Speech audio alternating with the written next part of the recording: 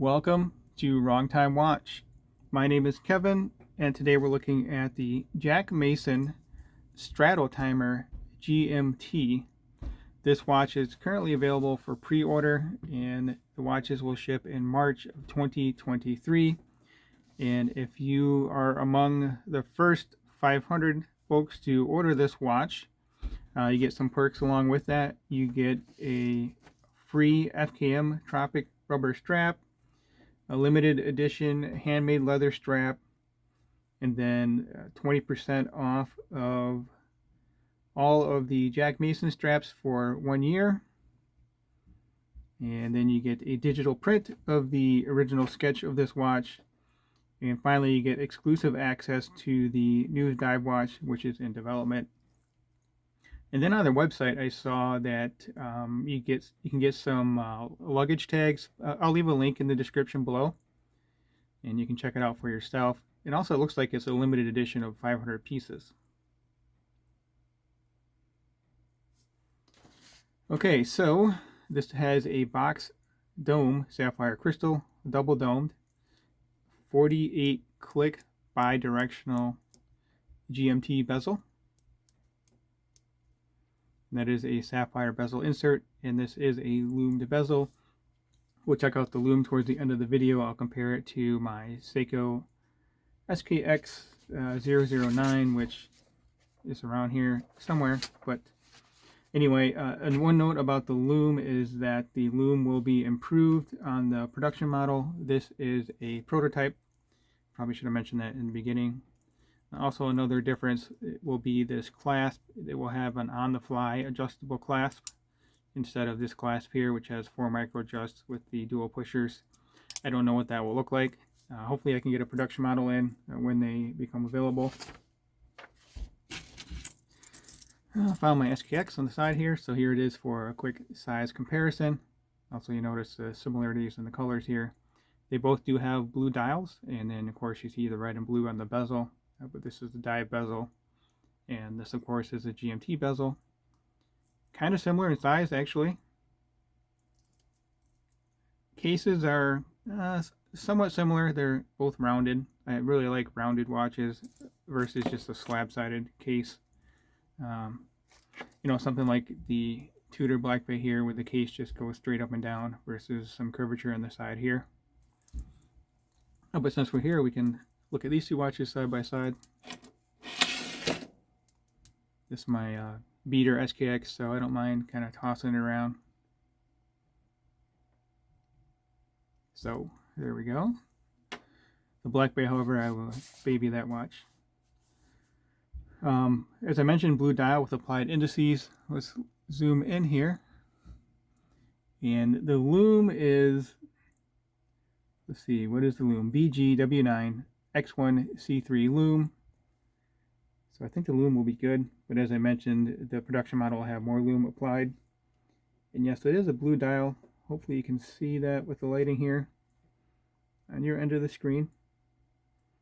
You can see the polished indices. Those are applied indices, and there's the applied Jack Mason logo. And as you can read there, Strat-o-timer automatic GMT 200 meters. Let's see, looks like it's more in focus now. Looks like there's some AR coating applied to the crystal as well. And this is a signed screw down crown. You can see the sides of the case are polished, and then the top is brushed. The outer links of the bracelet are brushed. The center links are polished. 7-link, I guess I'll call it a Jubilee style bracelet. And then polished on the sides here. This is, as I mentioned, it's a milled clasp, but the production model is going to have an on-the-fly adjustable clasp. But these are quick release pins. And there is the movement. Let me get this on wrist first, and then we'll take a close look at the movement. I'll pop one of these quick release pins here. Actually, no, I'll do that now. Let's just see how quick release these are.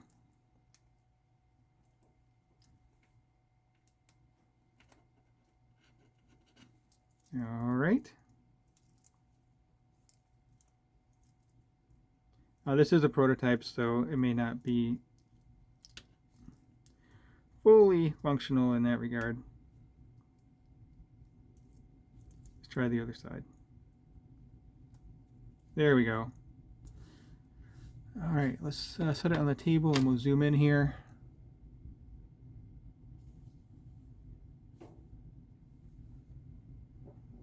I may still have to handle it to get the lighting just right. You can see it is a decorated movement, and this is the Miyota 9075 movement.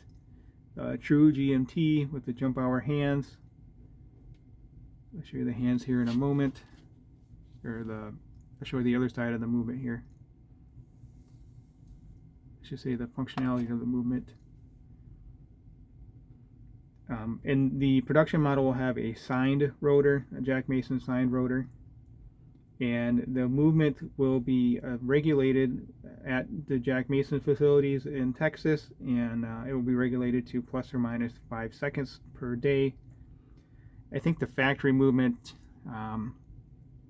plus 10, minus 20, I don't remember, but it will be regulated to a tighter spec at the Jack Mason facilities. So, very cool. Let's see, what does it say there? Sapphire crystal. Assembled in the USA and then designed in Texas. I wasn't planning to put it back on camera here, but let's see how well this works out.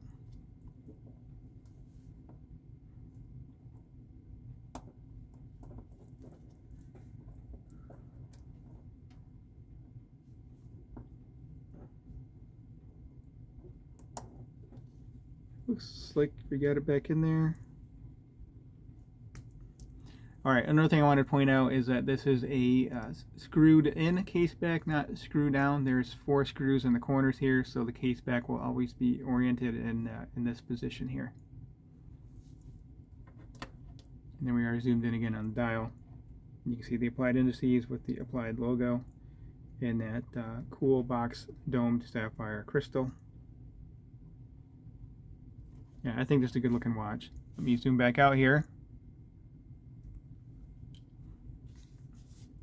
Okay, so the movement, zoomed out too much. So unscrew the crown, and then the first click out is hand winding, so you're powering up that mainspring, increasing the power reserve. I should say compressing the spring. Right, first click out, pay attention to that hour hand there. So it's a jump hour hand. You can jump forwards or backwards. And that's also how you change the date, is by rotating. Here, I'll show you right here. So there, now it's the 28th. See, I think I was there. Let's go backwards. So the GMT hand you would leave on your home time, and then when you travel to, okay, so I'm in Michigan now, say I travel to Arizona, I would leave the GMT hand on Michigan time, and then I would rotate the hour hand back 2 hours for the local time in Arizona. And then pulling it crown all the way out is you can adjust the hour and the GMT hand all together.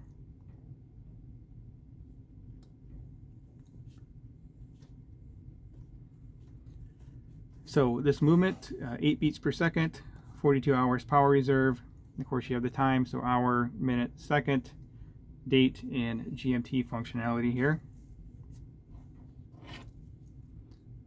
I think I already mentioned, but this case is 316L stainless steel.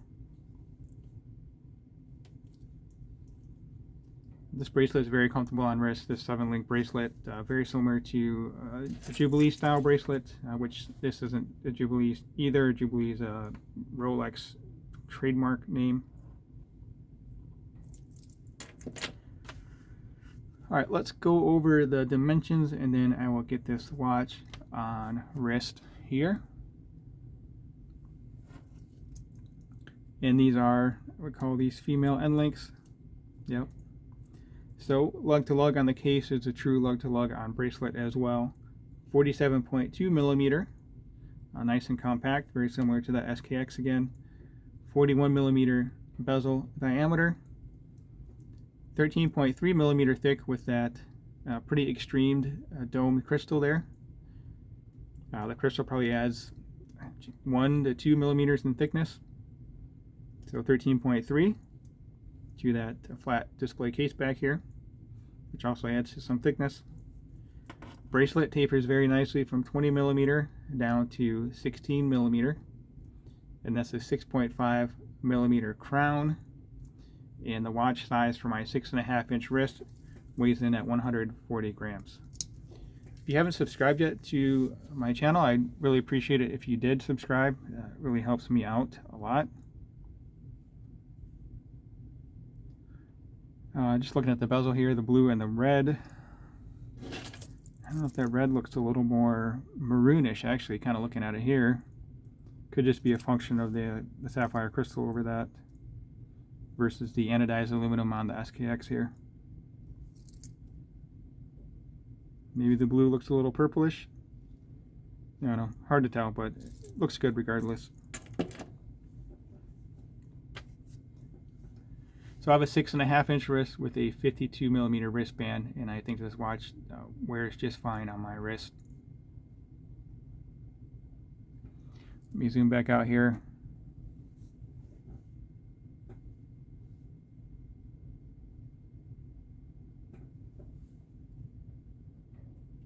I've enjoyed my time with this watch for sure. And the clasp is signed Jack Mason here. The adjustment for the sizing, these are held in by screw pins. It's a little bit tricky to size just because of these additional links here, kind of orienting them and lining them up when you size it. Not a big deal, just a little more complicated. So there we go. Whoa.